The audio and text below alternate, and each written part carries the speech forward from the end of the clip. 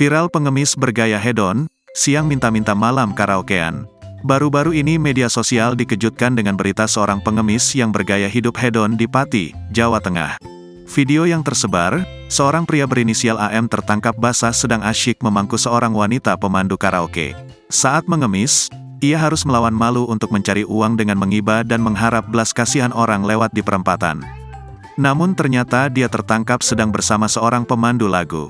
Dengan terus terang, dirinya mengakui bahwa yang memangku dan memeluk pemandu karaoke ini dirinya.